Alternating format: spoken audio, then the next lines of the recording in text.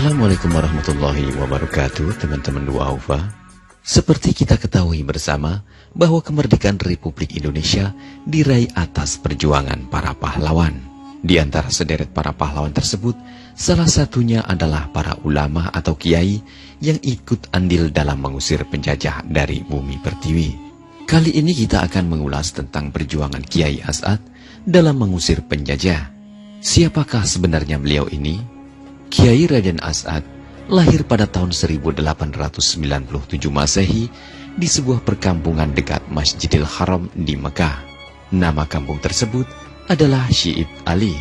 Ayahnya bernama Raden Ibrahim atau yang lebih dikenal dengan KHR Syamsul Arifin, dan ibunya adalah Siti Maimunah.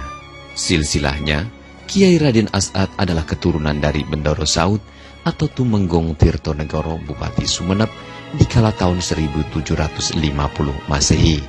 Sedangkan Bendoro Saud adalah keturunan dari Pangeran Ketandur, yakni cucu dari Sunan Kudus. Kiai Raden As'ad adalah seorang pejuang yang membentuk barisan pejuang yang diberi nama Barisan Pelopor. Anggotanya adalah orang-orang dari daerah Situbondo, Bondowoso, Jember, Banyuwangi, dan Pulau Madura. Uniknya, Barisan Pelopor ini anggotanya tidak hanya dari para santri saja, tetapi juga dari kalangan penjahat yang dididik oleh Kiai Raden As'ad untuk memiliki jiwa nasionalisme dalam rangka membela negara. Beliau berjuang di masa pendudukan Belanda, pengusiran terhadap tentara Jepang, dan penumpasan gerakan 30 September yang didalangi oleh Partai Komunis Indonesia.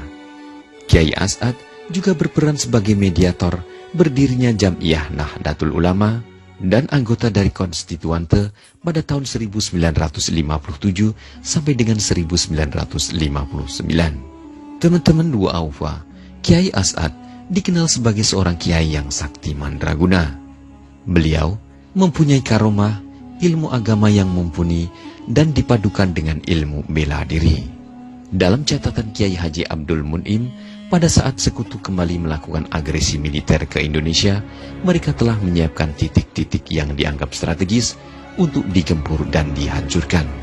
Seperti telah mereka ketahui bahwa di Indonesia mempunyai kiai-kiai sakti yang menjadi penghalang jalannya kolonialisasi. Teman-teman Dua Aufa, pada saat pesawat Belanda mencari posisi pesantren Kiai As'ad, beliau menyembunyikan keberadaan pesantrennya dengan wasilah menaruh songkok atau peci beliau di halaman pesantren, serta menyuruh para santrinya untuk memagari pesantren dengan benang. Songkok dan benang tersebut oleh Kiai As'ad sebelumnya telah dibacakan hizib.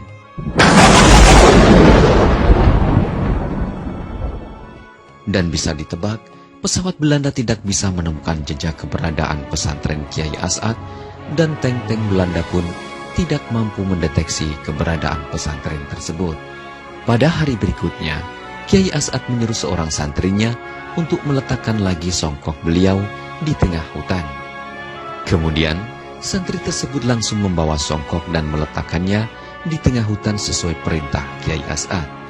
Benar saja, selang beberapa saat pesawat tempur Belanda kembali melacak keberadaan pesantren Kiai As'ad.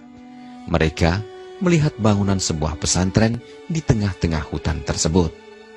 Akhirnya, Belanda menghancurkan pesantren tersebut dengan membombardir sampai luluh lantak.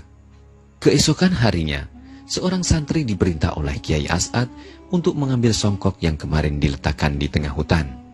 Sesampainya di tengah hutan, santri tersebut terkejut karena melihat kondisi di tengah hutan telah hancur porak-poranda karena dibombardir oleh Belanda. Santri tersebut bertambah heran lagi saat menemukan songkok Kiai As'ad masih utuh tanpa rusak sedikit pun. Teman-teman Dua Aufa, melalui kisah ini kita dapat belajar dari para ulama dan para kiai dalam berjuang mendirikan bangsa ini.